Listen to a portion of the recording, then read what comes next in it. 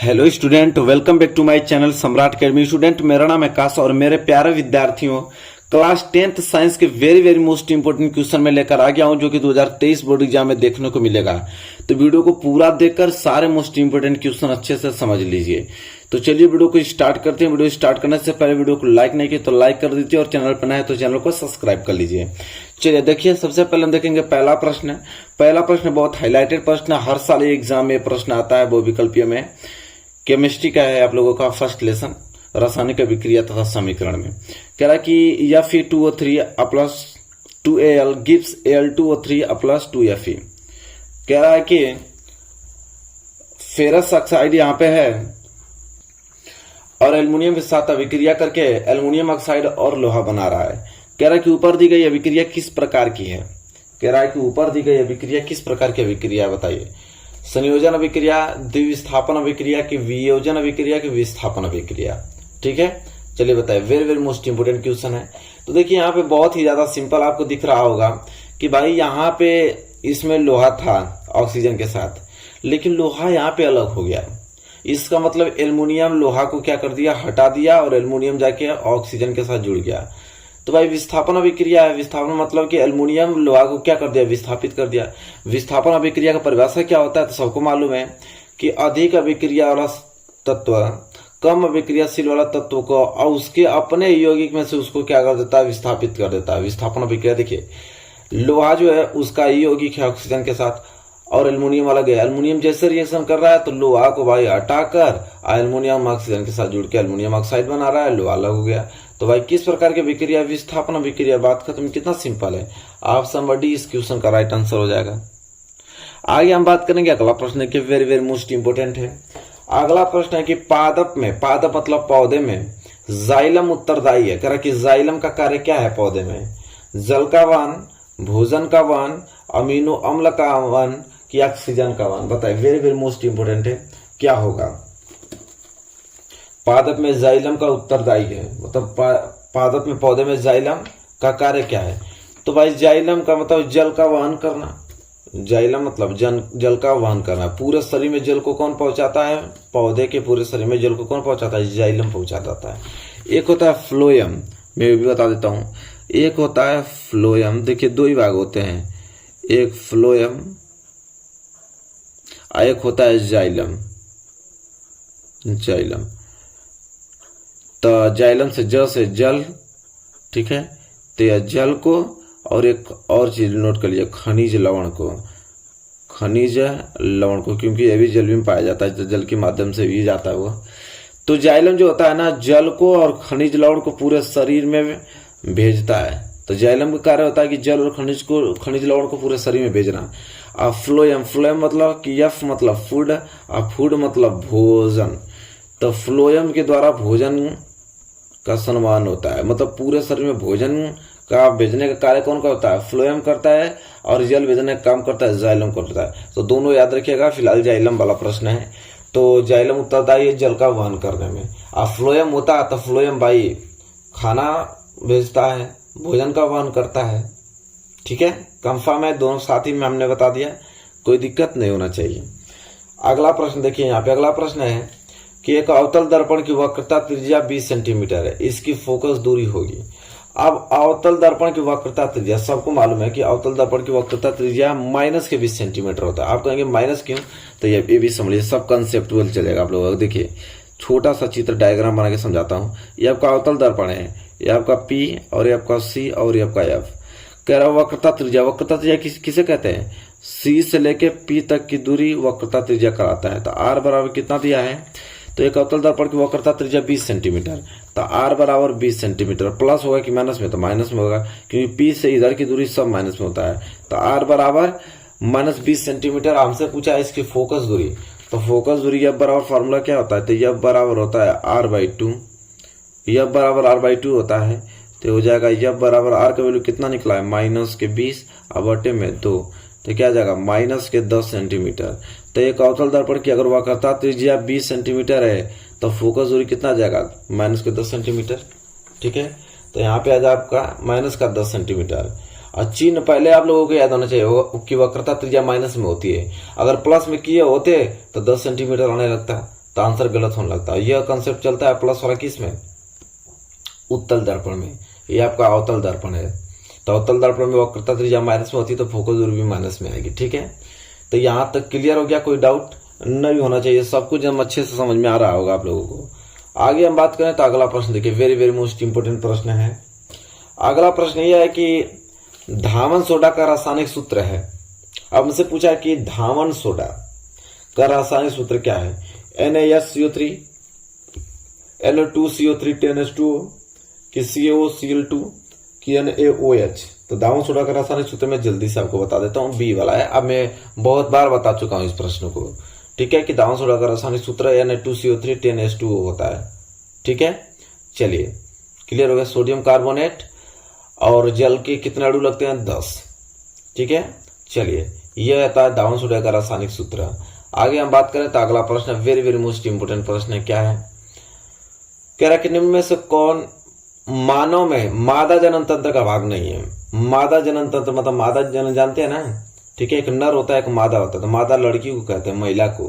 ठीक है, तो कहते हैं कि महिला में इन चारों में से कौन एक भाग नहीं है, महिला का अंग का कौन एक भाग नहीं है। अंडाशय तो है, अंडाशय तो है महिला का भाग, गर्भाशय भी मादा का है। ठीक है, डिंब वाहिनियां जो होता है ये भी आप लोगों का महिला का ही पार्ट है, लेकिन शुक्रवाही का महिला का पार्ट नहीं है। ठीक है, तो इसलिए ऑप्शन नंबर सी इस क्वेश्चन का राइट आंसर होगा, मतलब शुक्रवाही का मादा जनन तंत्र का भाग नहीं है। तो आई होप क्लियर हो गया आप लोगों को। अगला प्रश्न देखिए, अगला प्रश्न वेरी वेरी मोस्ट इंपोर्टेंट है। कह रहा है कि 50 सेंटीमीटर फोकस दूरी वाले उत्तल लेंस की क्षमता क्या होगी। बहुत लॉजिकल प्रश्न है, बहुत ज्यादातर लोग गलती करके आते हैं, ज्यादातर लोग इस क्वेश्चन को। ठीक है, कैसे समझिए, कह रहा 50 सेंटीमीटर फोकस दूरी वाले उत्तल लेंस की क्षमता क्या होगी। सबको मालूम है कि उत्तल लेंस में फोकस दूरी प्लस होती है। ठीक है, सबको मालूम है कि उत्तल लेंस में फोकस दूरी यह बराबर कितना दिया है, 50 सेंटीमीटर, जो कि प्लस में होगा। यह बात कंफर्म है, प्लस में यफ दिया है। पूछा है कि लेंस की क्षमता, तो देखिए फार्मूला होता है P बराबर 1/f, लेकिन याद रखिएगा कि एफ जो होता है हमेशा मीटर में होता है। यह बात एकदम अच्छे तरीके से याद होना चाहिए, तभी सवाल लगेगा। P बराबर 1/f होता है, एफ हमेशा मीटर में होता है, लेकिन एफ यहाँ पे सेंटीमीटर में दिया है। तो 50 सेंटीमीटर को अगर मीटर में चेंज करना होगा तो हमें 100 से क्या देना पड़ेगा, भाग। तो 100 से भाग देंगे तो 1 0 से 1 0 कट गया, 5 एकम 5 5 दूनी 10, 1/2 आ जाएगा, 1/2 मीटर। एफ बराबर क्या गया, 1/2 मीटर। अब रखिए तो हो जाएगा P बराबर 1/f का वैल्यू कितना है, 1/2, तो 2 ऊपर गुणा हो जाएगा, तो P बराबर क्या जाएगा, 2/1, और नीचे 1 तो लिखते नहीं, तो P बराबर क्या जाएगा, 2।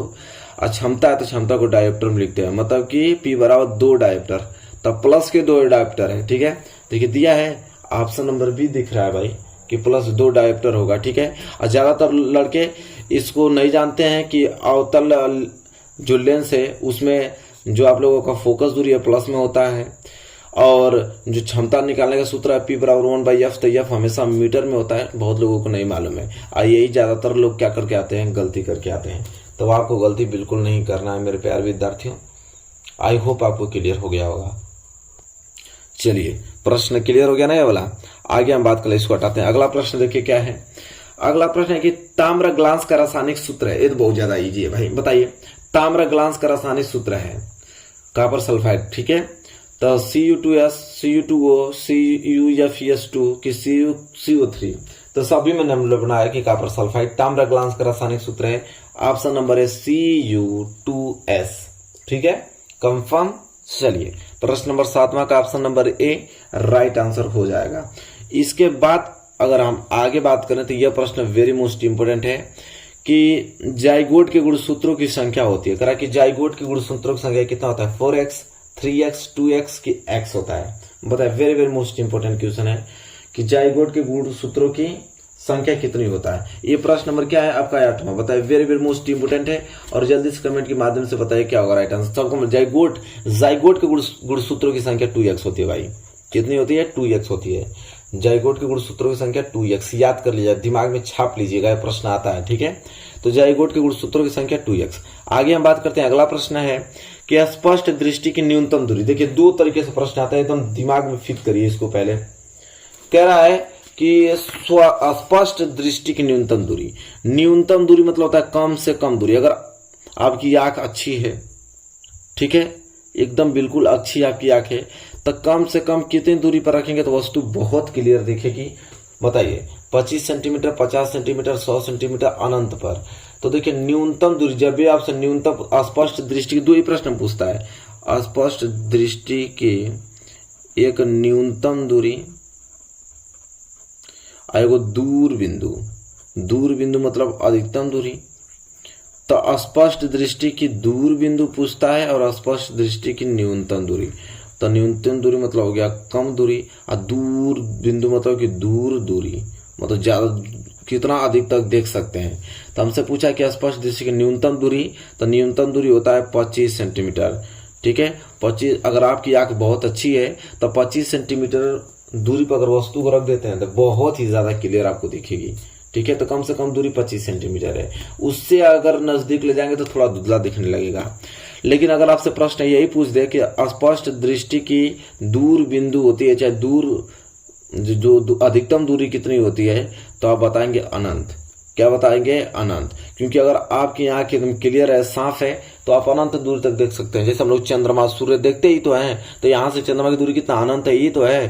तो आंख अगर आपकी अच्छी है, स्पष्ट है, तो स्पष्ट दृष्टि की जो अधिकतम दूरी होती है, चाहे दूर बिंदु होता है, वो अनंत होता है। और यहाँ पे न्यूनतम पूछा है तो भाई कम से कम 25 सेंटीमीटर पर रखेंगे तो क्लियर दिखेगा आप लोगों को। उससे नजदीक लाएंगे तो धुंधला दिखने लगेगा।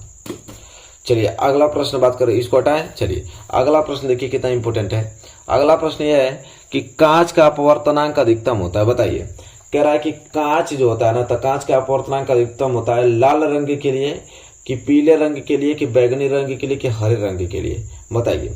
जैसे ही कांच में जाएगी प्रकाश की किरण, तो कांच में अगर किस रंग का अपवर्तनांक सबसे अधिक होगा, पूछ रहा है यहाँ पे।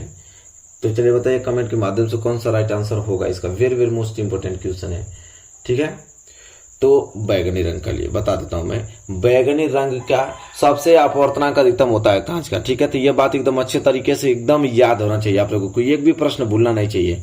आगे अगर हम बात करें तो अगला प्रश्न 11 है, और 11 प्रश्न बहुत ही ज्यादा इंपॉर्टेंट है। क्या है? पूछ रहा है कि एसिटिक अम्ल का IUPAC नाम बताइए। ठीक है, क्या पूछ रहा है कि एसिटिक अम्ल का IUPAC नाम बताइए। बहुत ही इजी है और प्रश्न इंपॉर्टेंट है। ठीक है, तो एसिटिक अम्ल का IUPAC नाम होता है एसिटिक अम्ल।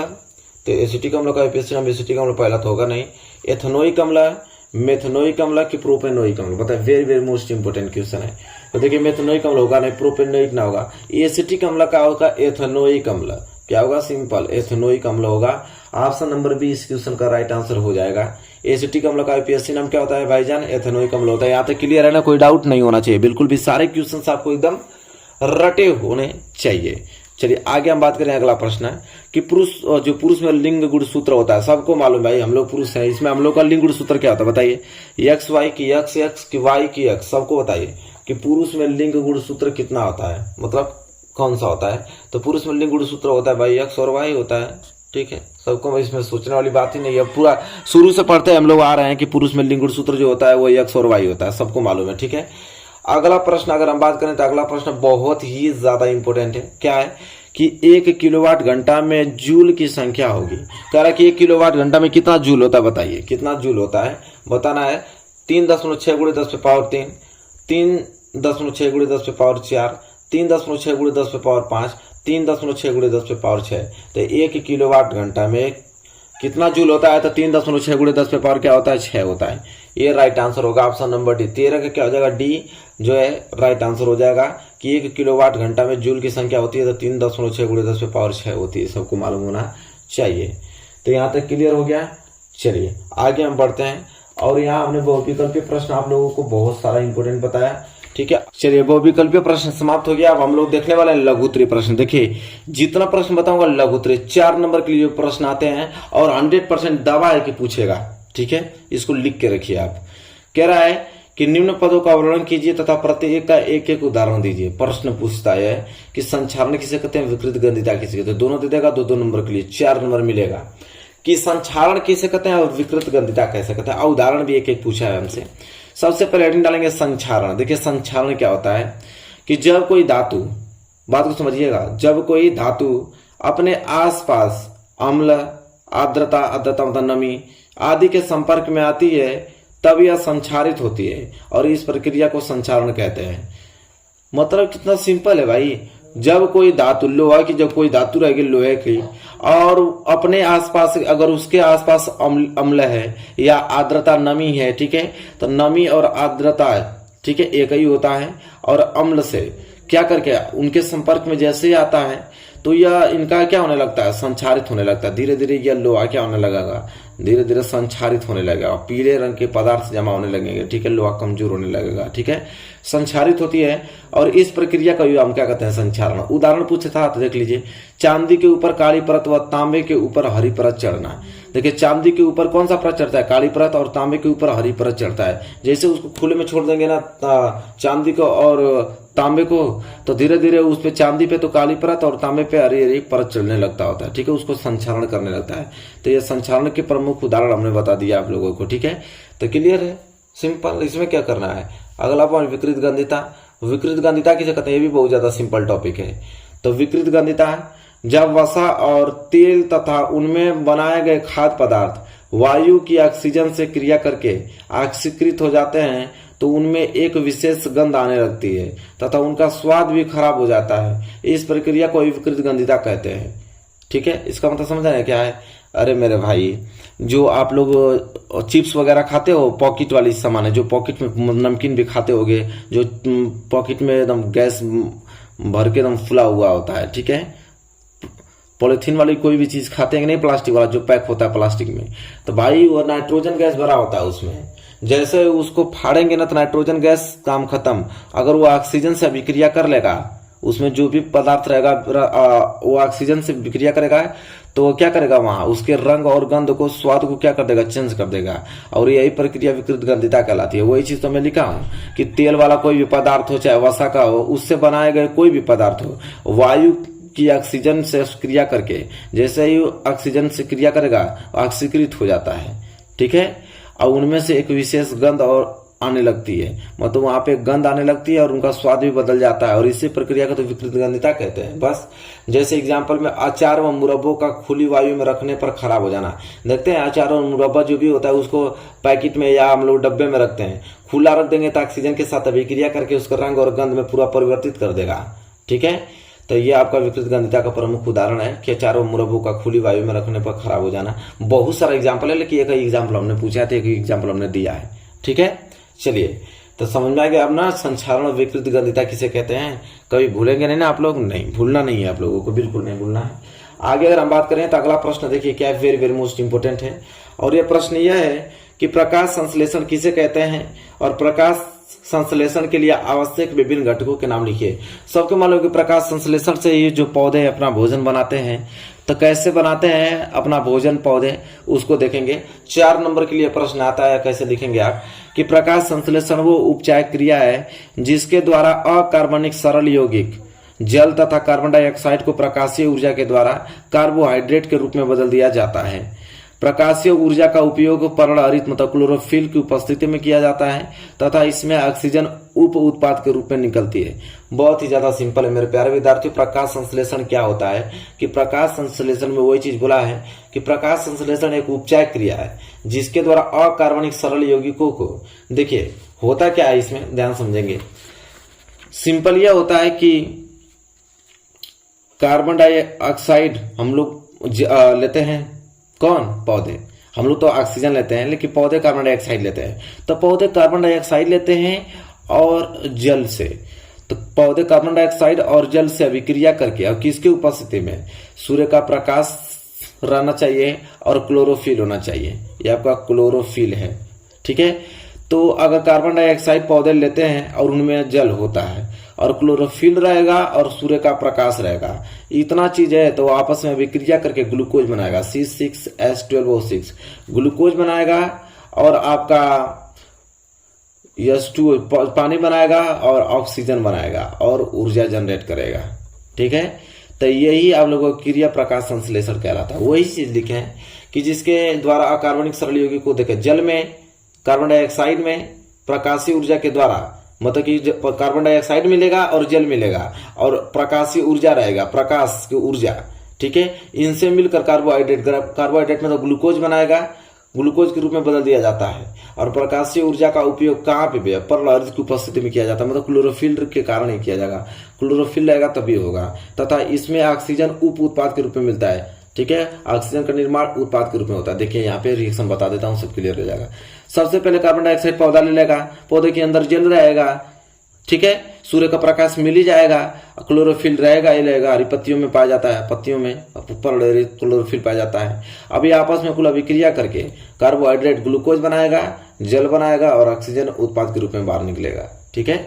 और कह रहा था इसमें कि इनके लिए आवश्यक घटक बताइए, क्या क्या चीज रहेगा तो प्रकाश संश्लेषण होगा।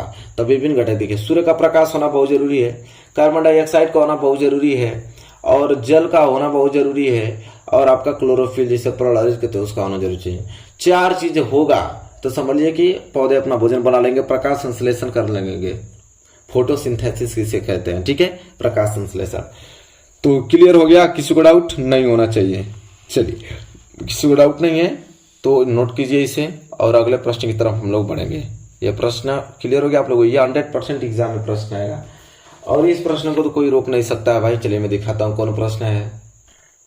इस प्रश्न को कोई रोक नहीं सकता है कि दूरदृष्टि दोष किससे कहते हैं या किन कारणों से होता है, और इस दोष के निवारण के लिए किस प्रकार के लेंस प्रयोग किया जाता है, किरण आरेख द्वारा समझाइए। 4 नंबर के लिए प्रश्न है।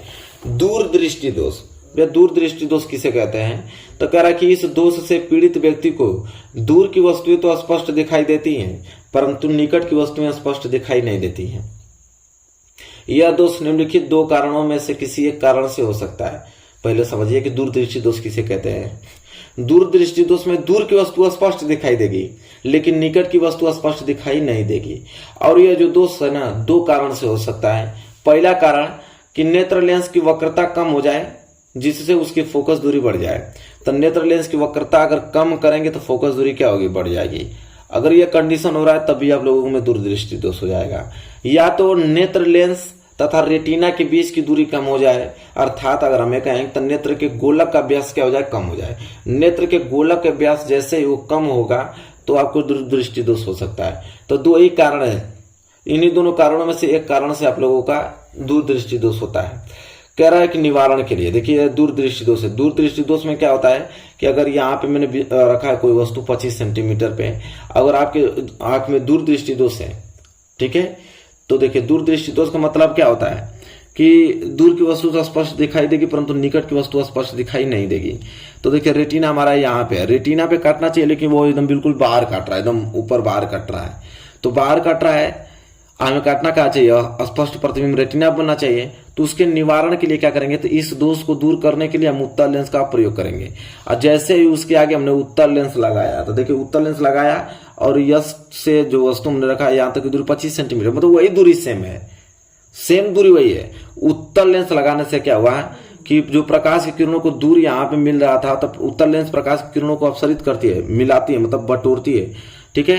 तो ये वहां मिला था तो इसको बटोर के कहां पे, सीधे रेटिना पे कर देगी। देखिए उत्तल लेंस लगाने से प्रकाश की किरणें वस्तु से जा रही हैं तो सीधे रेटिना पे मिल रही हैं। तो इस दोष को दूर करने के लिए हम लोग उत्तल लेंस का प्रयोग करेंगे तो तुरंत प्रतिबिंब हम लोगों को रेटिना पे बना देगा। और इससे जो दोष था, अगर हम लोग ये लेंस नहीं लगाते तो उसका प्रतिबिंब हम लोगों को यहाँ देखने को मिलता, ठीक है। यहाँ पे जैसे ए पॉइंट पे देखने को मिल रहा है ना, जैसे उत्तल लेंस लगा रहे हैं तो सीधे रेटिना बनने लगा, क्योंकि प्रकाश किरणों को बटोर दे रहा है, बटोर के यहाँ पे कर दे रहा है, क्योंकि उत्तल लेंस बटोरता है, ठीक है, अभिसारित करता है, ठीक है। चलिए यहाँ तक क्लियर हो गया, किसी को डाउट नहीं होना चाहिए। ये आपका दूरदृष्टि दोष है, तो इतना ही पॉइंट आपको लिख देना है, ठीक है। 4 नंबर उठा ले जाइए। तो अगर दूरदृष्टि दोष है तो भाई निकट दृष्टि दोष भी बताना जरूरी है, क्योंकि निकट दृष्टि दोष या दूरदृष्टि दोष, इन्हीं दोनों में से कोई ना कोई एक आएगा, ठीक है, आपकी एग्जाम में। चलिए, निकट दृष्टि दोष किससे कहते हैं, इस दोष के कारण क्या है, इसके निवारण के लिए किस प्रकार का लेंस प्रयुक्त किया जाता है, किरण आरेख द्वारा समझाइए। 4 नंबर के लिए प्रश्न बनेगा। क्या लिखोगे कि निकट दृष्टि दोष वाले व्यक्ति को पास की वस्तुएं स्पष्ट दिखाई देती हैं परंतु अधिक दूर की वस्तुएं स्पष्ट दिखाई नहीं देती हैं। अर्थात नेत्र का जो दूर बिंदु है अंततः मतलब अनंत पर न होकर कम दूरी पर आ जाता है। इस दोष के निम्नलिखित 2 कारण है, ठीक है। निकट दृष्टि दोष में निकट की वस्तु देखिए क्लियर दिखाई देगा लेकिन दूर की वस्तु स्पष्ट दिखाई नहीं देगा, ठीक है। कारण यह है कि नेत्र का दूर बिंदु जो है ना अनंत पर न होकर बहुत ही क्या आ जाता है, कम दूरी पे आ जाता है। और इस दोष के दो कारण हो सकते हैं, क्या, दोनों में से कोई एक कारण होगा तो आपके पास निकट दृष्टि दोष हो जाएगा। पहला, नेत्र लेंस की वक्रता बढ़ जाए जिससे उसकी फोकस दूरी कम हो जाए। नेत्र लेंस की वक्रता बढ़ाएंगे तो फोकस दूरी क्या हो जाएगा, कम हो जाएगा, तो पहले ही काट देगा। फिर कह रहा है नेत्र लेंस और रेटिना के बीच की दूरी बढ़ जाए अर्थात नेत्र गोलक का व्यास बढ़ जाए। ठीक है, ये दो कारण होगा तो आप लोगों का भाई निकट दृष्टि दोष हो जाएगा। देखिए यहाँ पे आपकी आंख में निकट दृष्टि दोष है तो भाई देखिए क्या होगा, फोकस दूरी कम होगी, तो फोकस दूरी कम होगी तो पहले ही काट दे रहा है। रेटिना यहाँ पे है लेकिन पहले ही काट दे रहा है, प्रतिबिंब पहले ही बन रहा है, अब बनना चाहिए रेटिना पे। निवारण करने के लिए क्या करेंगे, जैसे इस दोष को दूर करने के लिए हम अवतल लेंस का प्रयोग करते हैं। इसके अगर एक अवतल लेंस का मैं अगर लेंस लगा दूं तो अवतल लेंस क्या करता है, प्रकाश की किरणों को फैलाता है। तो जो पहले ही काट रहा था तो यहाँ पे अवतल लेंस जैसे ही लगेगा तो प्रकाश किरणों को फैलाएगा, तो थोड़ा फैलाएगा तो पहले यहाँ काट रहा था अब सीधे रेटिना पर काटने लगेगा और स्पष्ट प्रतिबिंब हमको देखने को मिल जाएगा। तो बहुत ही सिंपल हमने फिगर बताया है, आराम से फिगर को बना लेंगे और निवारण भी हमने देख लिया। तो निकट दृष्टि दोष के लिए अवतल लेंस का और दूर दृष्टि दोष के निवारण के लिए उत्तल लेंस का प्रयोग करते हैं। ये एकदम पूरा क्लियर होने रट जाना चाहिए, दोनों रटना चाहिए। ये दोनों एग्जाम में से एक प्रश्न तो बनता है, मानव नेत्र तथा रंग बिरंगा संसार का टॉपिक है, उससे ये दोनों प्रश्न में से एक प्रश्न बनता ही बनता है। तो अच्छे तरीके से इसको याद कर लीजिएगा। तो आई होप आपको क्लियर हो गया होगा मेरे प्यारे विद्यार्थियों, कोई भी डाउट नहीं होना चाहिए। तो बताइए वीडियो आपको कैसी लगी है, वीडियो अच्छी लगी है तो प्लीज लाइक कीजिए और चैनल पर नए तो चैनल को सब्सक्राइब करके बेल आइकन को प्रेस कर लीजिए। मिलेंगे एक प्यारे से नेक्स्ट वीडियो में, तब तक के लिए धन्यवाद।